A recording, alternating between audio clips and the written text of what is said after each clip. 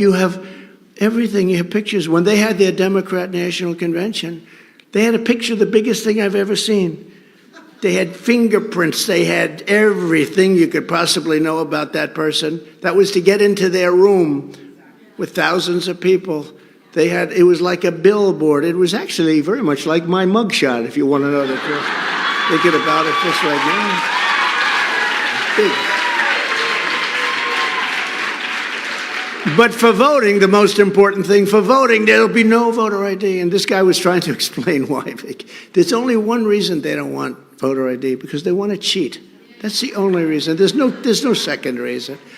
And that's all they're good at. As you know, crooked Joe Biden and his radical left thugs have weaponized law enforcement to arrest their leading opponent, by a lot leading, on fake and phony charges. It's a phony deal. This is high-level election interference, and it's happening for a single reason, because I'm the one candidate that they do not want to run against. You know, they always go out, we really want to run against Trump. If they wanted to run against me, I wouldn't be in courts all over the land fighting these maniacs off. They don't want to run. And if you look at today's polls that just came out, I'm leading Biden in just about all of them, and in some cases leading him by a lot. No, they don't want to run against me, but they say, you know, very smart. They're good. They're misinformation people. Disinformation and or misinformation.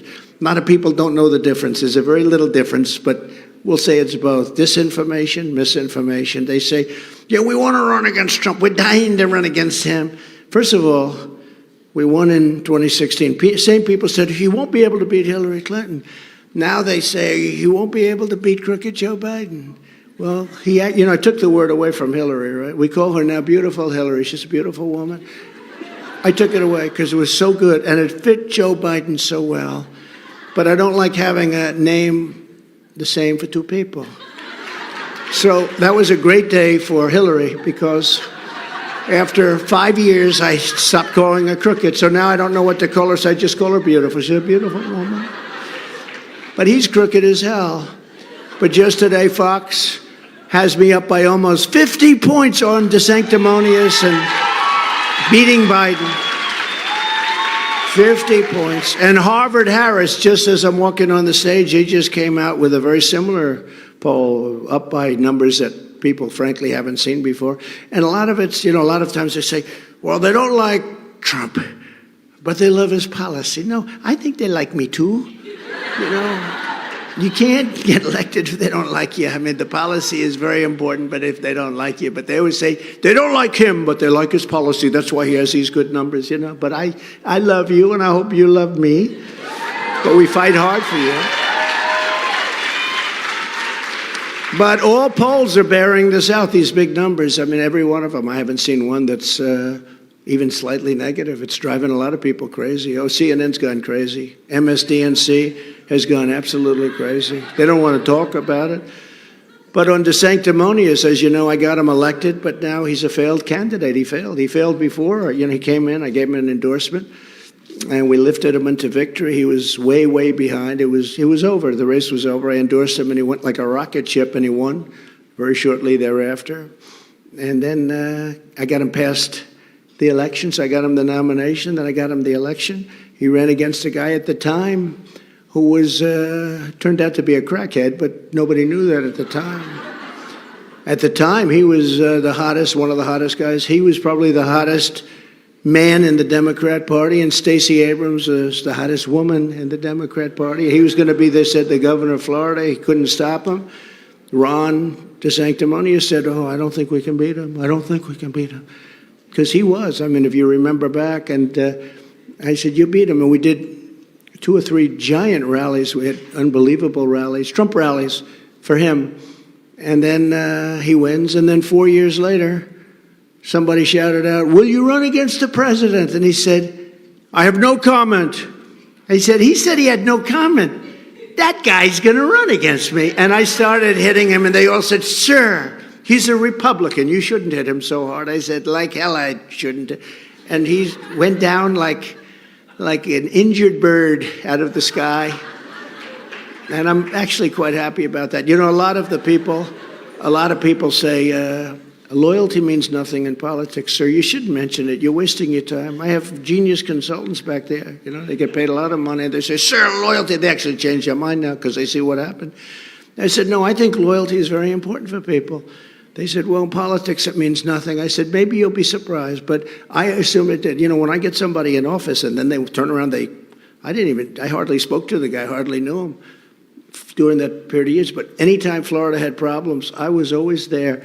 But then he says a statement that essentially said he was going to run. And so we hit him hard, and he's really, in fact, in South Carolina, he's right now in fourth place. He's in fourth place, and I'm leading the second place by 35 points. You know, they have two people. You have a senator and you have a governor in South Carolina. They thought they were going to do well there, and they're not doing so well.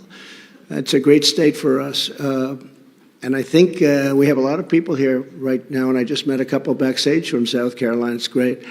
But we're leading by a lot there. We're leading by a lot everywhere, and a lot of it's because they do like me, but a lot of it's also because there has never been a more incompetent administration in the history of our country than these clowns and thugs and very bad people that are running our country now and destroying our country. There's never been anything like this. But most importantly, far and away, I'm beating Biden by a lot. If I wasn't running, or if I was in third, fourth, or fifth place, or something in that category, none of this interference would have ever happened. None of this horrible stuff with U.S. attorneys and the FBI and DOJ. Oh, we're in a banana republic right now. Think of it. We did great. We won in 2016. People said we wouldn't win. We won. We won big. We did much better in 2020. You know, we got millions and millions more votes, many millions and more votes. We did something very few presidents do. Usually they get less votes a second time. People get bored. They get tired of them, like we're tired of this guy. But we're tired of him for different reasons, not out of boredom. It's just out of, actually, he's very exciting because you don't know when he's going to just pop off and explode. You're watching everybody standing on eggs. You say, did he just say that? Did you see him yesterday? It's just not even believable what's going on. I don't know. It's hard to believe he's going to be running. Hard to believe he's going to get to the gate. I don't think he will. But if he does, he does.